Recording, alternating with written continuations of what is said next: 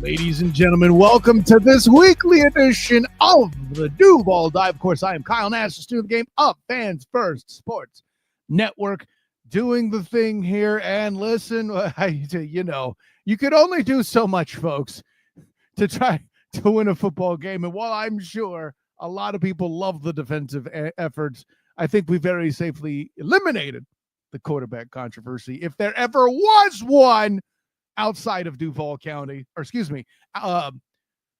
there ever was one within the conversation of the Duval Devout, is what I should say. The Emmanuel Ochos of the world want you to think so. The Kevin Wilds, perhaps, throwing shots at national media names, trying to make that was a thing. Do you know that people have actually asked me in Melbourne? There's a radio show going, shots to Mark Moses, about Mac Jones as a threat. What are we doing here? I don't know. I need some support. I need a personal champion. Let me bring in my guy, Big Cat Country Zone, Travis D. Holmes. I've been actually asked that question about Mac Jones previous to this. Like, oh, there quarterback controversy. Whenever Trevor has had a situation where it looks like he's struggled or something. I mean, folks got a dream, bro. Everybody got a dream, right? The folks that work in media, they need this thing to be a controversy, because otherwise, what else they gonna talk about with this 2-win football team? Well, so I do understand. You mentioned that there is an awful lot to talk about, and listen, we're at that point now where Travis is a hunter for Travis. If you're into drafting kids out of Colorado, which I mean, I get it, But I suppose it's the best time for us to explore with far more conviction than we've hinted in the past about Doug Pederson no longer being in the ranks on the coaching staff here with the Jacksonville Jaguars. The Duval Devouts have sent their own football inquisition, if you will. And basically, if you've seen me put it out on Twitter, the whole part where a media member asks about what the intent of a certain play was, and he basically says, man, I'm going to tell you, you don't know ball. I mean, I know at least 40 people agreed with that sentiment on Twitter, because that's how many notifications I got about a like when I asked that question. Did coaches basically say we don't know ball? But anyways, I don't know. Doug's always felt, I mean, to be clear, as long as Doug has been the coach here, he has been generally he's been a little bit more jovial, but he generally is this guy. A lot of people are just seeing it because of that quote, but for the most part, I've had this conversation with multiple people in the media over the past few years. Like, that's always been the understanding, is Doug don't believe that people in the media know football. He doesn't believe that there is this overlap of football guys or football ladies and ball watchers or true tape watchers and everything else. So he's, for the most part, generally treated most people like that. When you think about some of the stuff you see in the Philly media, can you blame him? But on some level, yes, but on other level, he probably, I have to believe he doesn't listen to a lot of the local media, because otherwise he wouldn't know that there's a boatload of true, legitimately certified ball watchers, tape watchers, ball knowers in this local community. And unfortunately, that's why that clip of his post-game interview ends up going viral, because bro, a lot of us watch this, a lot of us know this, a lot of the fans, they are truly eating this stuff up, eating up the certified tape watchers, the Ben Slovic, the Brett Colemans of the world, the Jaguars United, all the guys who watch the all 22s and actually know coverages and know formations, no checks, and understand this thing. Good. I mean, listen, there's a reason why they invite you on, and you're about the only thing that improves their insight. So, shouts to Jags there. I get it. I'm not going to comment on whether or not your appearance on that show, as it's been on occasion, hasn't rendered them a few extra, how you say, chat donations. I ain't mad about it. I'm just talking about, hopefully, I hope to be able to bring something to the conversation, man. Now, but I enjoy just having those film breakdown conversations and everything else like that. But man, so Doug making that point was just weird, man. It was obviously like he was just irritated and just said the quiet part out loud. Unfortunately, I mean, listen, and you've been in the room for it when it's happened during camp and things like that. Granted, things were not as woeful in Mudville at this point yet, right? But I've had good exchanges with Dougie P. I feel like I've asked questions, and I felt like he at least thought they were insightful questions because he gave me good answers. Because Doug will dismiss you when you deserve to be dismissed. Who's calling the plays? And I don't, But that's fair. But at the end of the day, we are at the point. We are approaching. Well, I mean, I say approaching. We've been approaching. We were kind of we're at that point in a bad marriage or a bad relationship where you just can't stand the sight of the other person. We've done the counseling. Okay. Yeah. You stopped buying the flowers. You stopped the subscription to the wine club at y'all's favorite place. Okay. All that's out the window. We all know what this looked like. She still looks beautiful. She still looks sexy. She done walked out of the bathroom and just wearing her birthday suit, and you can't even look at her. You can't even look at it just because it's just like, ugh, I don't like this because I can't even talk to you right. Like that's where it is with Doug at this point, between the media, between the players, between it all. And this doesn't mean they don't respect the guy because they're obviously still fighting their ball, like they fighting their behinds off for him. But it doesn't change the fact that, hey man, I don't trust you. I mean, obviously, I'm not getting down with the game plan, and I just can't. We can't have a regular conversation because you just simply can't figure this out, and you telling us we can't figure it out. But at the same time, John Shipley, Jaguars on that side, John Shipley wrote a banger of an article last year talking about it's time for Doug to figure out, because you can't be this offensive genius telling these media guys that they can't figure out the concepts of this play. Meanwhile, neither can your free agent receiver, obviously, because he sure as heck wasn't running the route in the spot that he was supposed to be at for all of the breakdowns that we've now seen on that thing that was so complicated to figure out. Come on, man. Do better. So it's with all of that loving feeling in mind that Travis and I have opted to explore a concept. Well, I should say we have, but I'll pose the question so it'll seem more authentic, he said jokingly. The bye week is rapidly approaching after this week's battle in Detroit. In the event that, whether win or lose, the bye week is next week. I have a feeling the opportunity for all the firings that the Duval Devout, or rather I should say the Duval Inquisition, have called for, if they're going to happen mid-season, the smart money is that they'll happen after the game Sunday. I think that's a safe assumption, right? I think that's the safest assumption you can make. Yeah, because in the concept for those who are the more casual fan who would ask why that would happen that way, it's because then the new coach has an extra week to prepare, get acclimated, do what he needs to do in the day-to-day before they try to suit up and play in the next contest, right? So correct. With all that in mind, let me lead with this question. Let's start with Dougie P. Let's assume that Shad pulls the plug on that. Dougie P's out the door. Who would become the interim head coach? Because you and I have had the conversation that if Doug goes, what happens to Press Taylor is a very serious question. Does he go with Doug at that time? I don't know that happens, but moreover, and I think the question we've both posed loosely, we can now basically kind of break that down. Doug gets fired. Press Taylor is named the interim. What really changes at that point this year? And how much do we really care, honestly, if there's a change? But how much actually changes? I don't think it's a whole lot. Do you? No. I mean, nothing changes.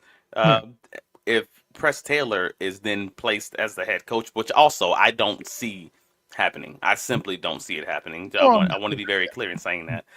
But I've had this argument over the past few days on Travis D. Holmes on Twitter, on X, on Blue Sky, etc., all the socials. And that's actually been something that's frequently popped up, is people saying, well, what happens to Press Taylor? It's a great question.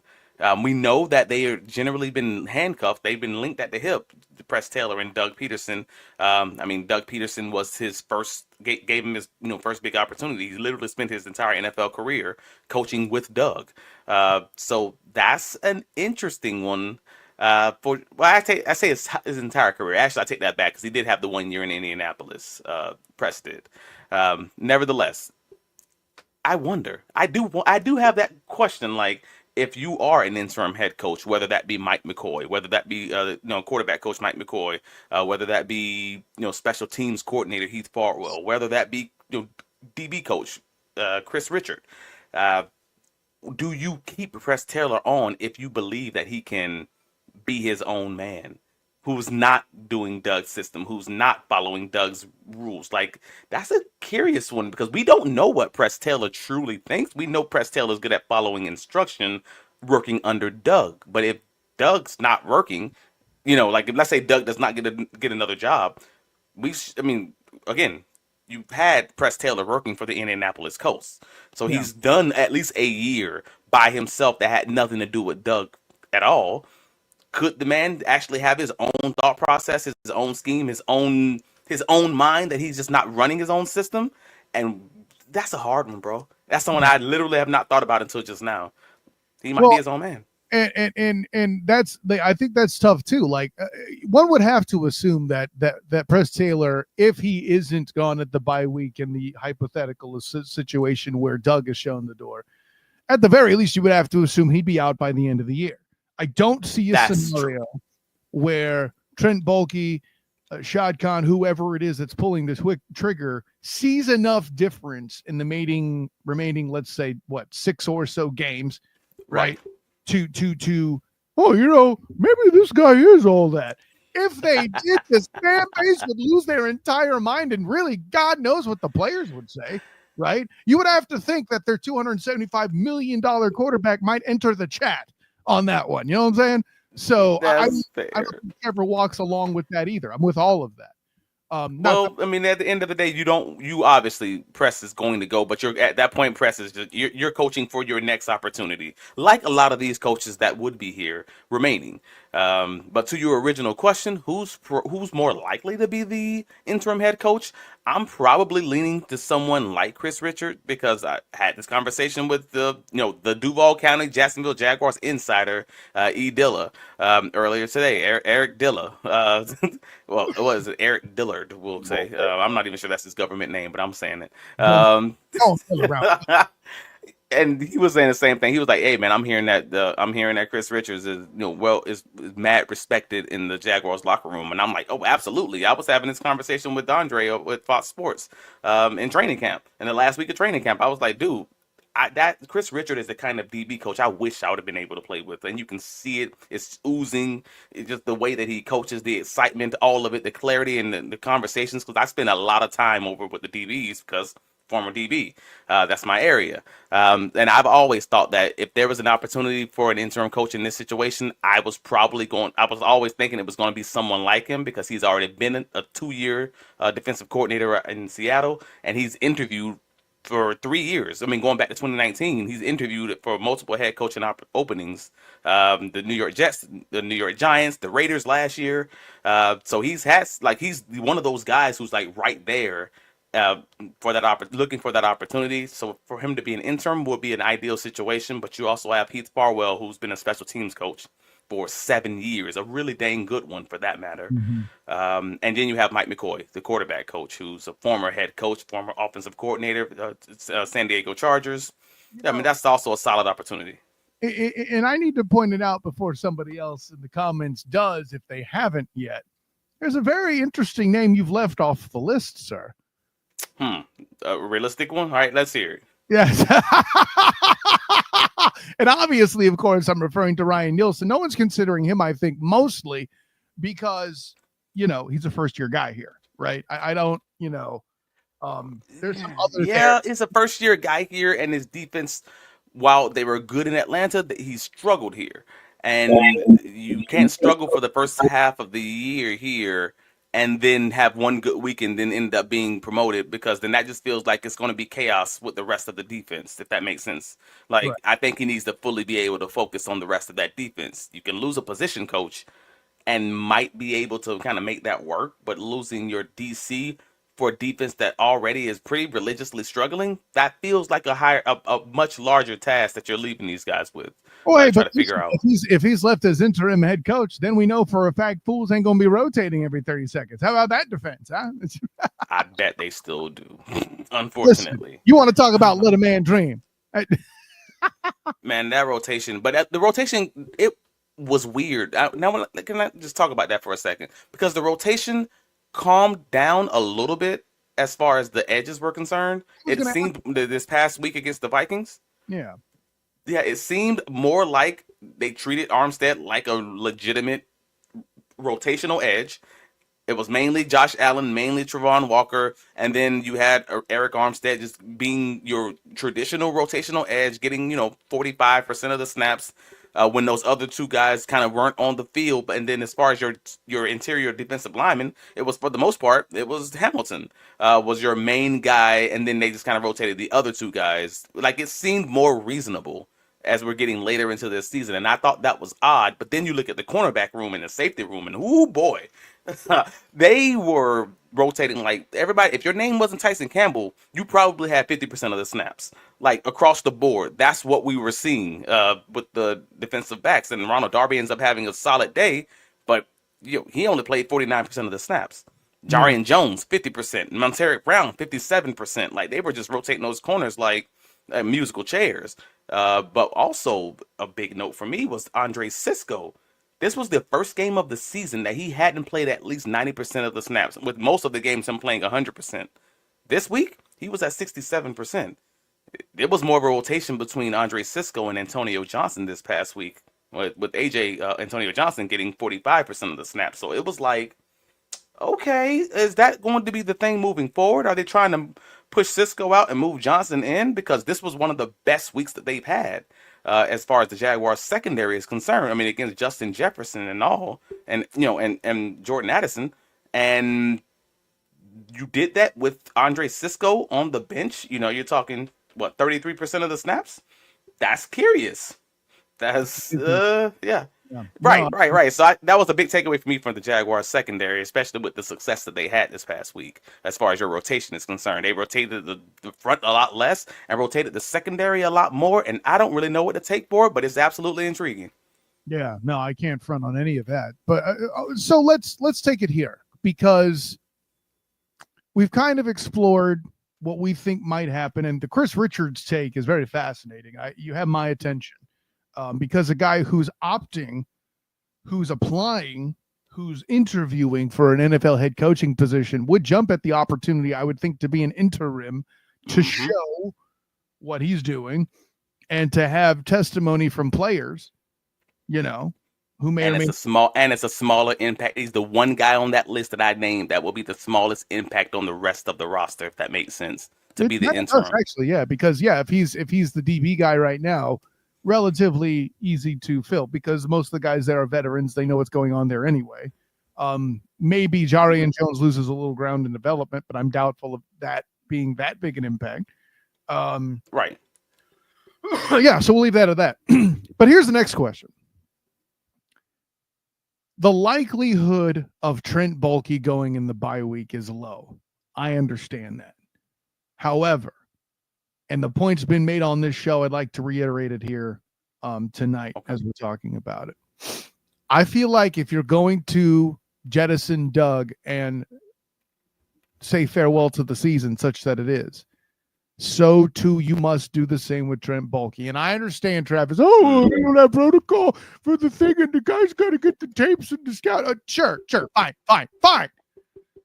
But do you want this humpy bumpy hiring another coach and making another potentially first overall pick? And while Trayvon's worked out, the controversy swirling around the choice still exists. And we've on this show, this is a Trayvon Walker friendly show, I feel like, right? Though you weren't fond of the pick, I was less outraged by it, probably because of my distance from the Duval devout, such that it is. I saw what the effort was. Now, this many years later, Trayvon is panning, having a career year in a year where Aiden Hutchinson is hurt, and but still probably would be producing anyway, right? Right. But you want Trent Baalke's hands in not just a first overall pick, but high draft pick in later rounds thereafter. Again, that isn't something that should excite a single member of the Duval devout, right? Like this is something you should be actively trying to avoid. I'm still having trouble with the Duval devout at this current moment in time, because I still have. I mean, you know me. I'm having these conversations with people over text, people in my family, friends, everybody. They know if I'm a Jaguar fan, so they're gonna talk to me about Jacksonville related items, and they're still having this conversation like, well, he did draft BTJ. To your point, he did draft Travon Walker. To your point, he did draft this guy. He drafted Anton. He drafted, and I'm like, bro, you want Trent Baalke hiring your next coach? Full stop. Let's just stop there. Like you and I, Cal Nash, we've had this conversation. The argument is over, right? You know, right? The argument is over if you say I want Trent Baalke to hire my next coach. So you want the guy who hired in his past so far, Tom Sula, Jim Harbaugh was the only good coach that he's actually hired, and he ran him out of town. Chip Kelly, who was 2-14. Urban Meyer, 2-11 before he got fired, didn't even finish the season. Doug Pederson, who has a losing record, and just FYI, if you hold on to Trent, you're not getting someone like Uncle Ben. You're not getting someone like Ben Johnson. You're not getting one of these top guys. Point blank period. You're going to be getting one of those middle tier guys, a lot like a Doug Pederson, who was more akin to a Doug Marrone, and we had that conversation when he was first hired. That's what you're going to get. Your ceiling is going to be a 500 guy. And more likely than not, you're going to get one of those guys who have a lot of risk associated with it. So you can't keep Trent on for that reason. I am going to ask you to elaborate, because while you and I have had that conversation, we haven't had it on this show. So break that down, what you mean by that. All right. So all of the coaches that I just named are under 500, including Doug, as far as Doug's career in Jacksonville, whereas Jim Harbaugh was the only person that Trent has hired so far in his career that had an above 500 record, and he ran Jim Harbaugh out of town. What does that tell you? He don't play well with guys who do what it takes to actually win. He just plays well with guys he can control. And that is a different thing. If he wants this roster to be built in his image and in his eyes, but then what does that mean? Because we know you only care about length. If Trent Baalke worked at McDonald's, then his fry recipe uses great value salt, use oil, and it only cares about the length and the cost of the potatoes. Like he doesn't care about the quality of the food. All that man cares about is how it looks getting off the bus. Potato salad and calls it a high draft pick. Bro, that's where I'm at right now. So at the end of the day, if you're going to have this struggle with your head coach and your GM, you're always going to have that issue. Well, I more mean the Doug Marrone part, because we touched. Well, the Doug Marrone part, because Doug Marrone was Doug Marrone was a good coach, and he was a great coach who could pretty much be guaranteed to give you a 500 record as long as you give him just a reasonable quarterback. And I do say reasonable because there are some. I mean, Blake Bortles could, it was a little all over the place, and the quarterbacks that we gave him that was very questionable with the roster that we was also putting around him. But he's a solid dang coach who's going to play some good defense. He's going to give you run the ball, ball control, play good deep. Cool. Doug Pederson is sort of that guy. Like his hiring gives you a floor of around 500, especially if you get just a reasonable quarterback situation. And that's what we knew as soon as we got Doug Pederson and as soon as we got Trevor. Yeah, the thing we keep glossing over with Peterson's success is he did it with 3 Hall of Fame caliber offensive linemen in Philadelphia. Also true. And so we've seen the 9-8, and we're like, all right, cool. Let's build up on that. We don't do that. 9-8. That's what we do. 9-8 is your ceiling with that coach, and then you're seeing a lot of what that floor looks like, especially when he is handcuffed to a GM who is also trying to build a team in his image. So you're not getting the best players, and you're forcing this coach who is probably going to be around a 500 coach to scheme around these incomplete, players. That's a problem. So don't handcuff that GM to your next coach, because you've consistently done that. And that's why the Jacksonville Jaguars have the culture issue, the culture problem that they have now. And what I mean by that is they have a culture issue that starts with Shad Khan. He is the culture setter. I know people always say that's on the coach. No, I disagree. They say it's on the GM. No, I disagree. It's on whoever's the head, whether that's the EVP or the owner. In this case, Shad Khan is your EVP. Folks don't realize that. That's what's interesting, too, because the point's been made, and I think it blew my mind most when Locked On Jaguars' own Tony Wiggins mentioned that how disembodied this head that is Shad Khan is from the body that is the Jacksonville Jaguars. So So he's here, and both your coach and your GM report to him. But if both your GM and your coach report to him and he don't know ball, this becomes the who can give you the best sales pitch while you don't even know the details, if that makes sense. Like, you don't know ball to know tape and know all these things. Details, yes. It's about the sales pitch at that point. Correct. It's about the flashiness. That's why the Dallas Cowboys are in straight Hades, because Jerry Jones be selling to himself.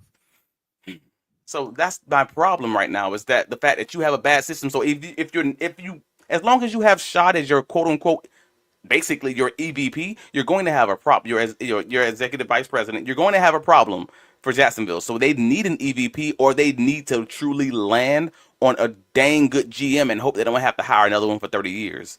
So that's why I'm like, no, they need to hire an EVP and make that the system moving forward, point blank, period. And then hire a good GM under that, and just let Shaw just get out of the process, because you obviously don't know ball, and that's not a knock on you. That's just saying you need better people around you to kind of make this thing work, and that's all.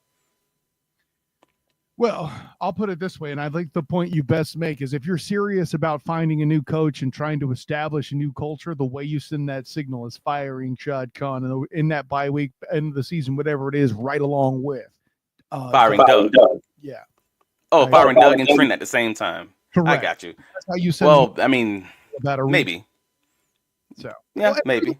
It's a retool, so long as you have a quarterback as good as Trevor in the building. I mean, for as much as I've heard Kirk Cousins is a serviceable guy, please give me sunshine every day ahead of Kurt Thuggins there, okay? Kirk O'Chains is not T-Law. All right. Right. About that. But yeah, so that's kind of what I was sensing at earlier. The reason we keep having these holdovers as far as GM is concerned, from Dave Caldwell to Trent Baalke, and the reason we're having these holdovers from Urban, and then we get the Urban Meyer situation, and then we get the Doug Pederson situation with the whole Byron Leftwich thing happening behind the scenes. Then you get the Mike Caldwell thing going to the Ryan Nielsen whole drama behind that, and because the Jaguars consistently, no matter what, have to point the finger at somebody. And that's what it is. It's always saying we're one player away, or we're one coach away, or it was all Luke Fortner's fault, or it was all we needed was a wide receiver and Calvin Ridley. But don't worry, he's already on the roster because I drafted him. Look at what I did. Look at what Trent did. And that's what it comes down to. It's always just, as long as Trent Baalke is your general manager, you will always be one player you'll be right around the corner from a championship team. You are the snake oil salesman. You are the preacher who is telling you your blessings right around the corner for the rest of your life. And if you go to church, you know what I'm talking about. You know that person. Hey, yeah, it's right around the corner, man. It was right around the corner 7 years ago. Ain't nothing happened since. Plant the seed, Brother Holmes. Oh, yeah. Let's go. Come on, baby. Oh, no, that's what it is, bro. So at the end of the day, you're never going to land that. I like how we cross demographic lines to illustrate the point of church everywhere. That's beautiful. Man, listen. We almost 30 minutes and we haven't talked about the Lions yet. And you know what? I ain't gonna make you do it. Okay? You sold me. Tell the people where you can be found. Hey, man, all of my writings covering the Jacksonville Jaguars can be found at bigcatcountry.com. You can follow me on all the socials, as I spoke about earlier. If you were listening to this podcast, please like and subscribe at Duval Dive. The Duval Dive, we're trying to grow this YouTube. Man, it's been a heck of a season. In spite of the fact that the Jaguars did not show up, we're going to show up for you every week, dog. That's what we're here for. At some point, it's about community, my man. You're right. Exactly. And for the Detroit Lions game, we didn't talk about it. It is what it is. We all kind of have the same hope, I'm pretty sure. If you are the Duval devout, you want the Jaguars to lose because you want to see Doug out the door. I understand, and you're hoping that Trent's going to be following them right along. So cool. Zadarius Smith was just traded from the Cleveland Browns last week. He's going to make his Detroit Lions debut this week. Ooh, that's cool. So let's look forward to that 5-7 sack game. And their left tackle, Taylor Deckler, is trending in the right way per their head coach, Dan Campbell. For his shoulder injury, he may be returning since he didn't play against the Texans. And the biggest question I should say, is whether or not Sam Laporta, tight end for the Detroit Lions, is going to play, since he is currently day by day with his shoulder injury, the same shoulder injury that Trevor Lawrence has, the AC joint injury. So we'll see what's going on with that. We hope that he plays because, again, we know Jaguars struggle with tight ends. I'm hoping and predicting a Jacksonville Jaguars loss because Jaguars. But yeah, where can you be found, sir? The only real question is whether or not CJ Beathard will start. Right? Well, we'll always prepare like he's starting. Coach speak, filler, etc. Yeah, Where can you be found, bro? That's so-and-so starting. I'll call it here. I have no problem being wrong. Of course, I'm Kyle Nash, the student of the game. You can find me on Twitter, Instagram, and Threads at the SOTG. Find me on Facebook as the student of the game. Check out my writings, not only for the Jacksonville Jaguars, but for the Orlando Magic, who I will be actually in the arena tonight somehow or another. I'm going to make that happen. But all that happening, yeah, we can find both the Magic and Jacksonville Jaguar coverage on Fan First Sports Network. Of course, the Duval Dive live will be Sunday. Granted, Travis is not going to the Motor City. We don't have that kind of a budget, but we'll still do a post-game reaction nonetheless to where Travis can tell us how excited he is to draft Travis Hunter once again. And then let's see what else we got. Also, the Student of the Game podcast immediately following this, depending on which YouTube channel you are watching, be it Sertoba Media or wherever. Also, my work with the Black and Gold Banneret. This week, the Knights football are off on Saturday, but I have been covering men's and women's basketball. I'm working on a piece on point guard Darius Johnson. That should be fun. Make sure you check all that out on the Black and Gold Banneret. Also, the Night Shift podcast as well on the Black and Gold Banneret YouTube channel and podcast, wherever your podcast catcher is. Yeah, man, I think that's all of it. So, on behalf of my personal champion, Travis D. Holmes, of course, I am Kyle Ness, student of the game. Until next time, everyone, class dismissed.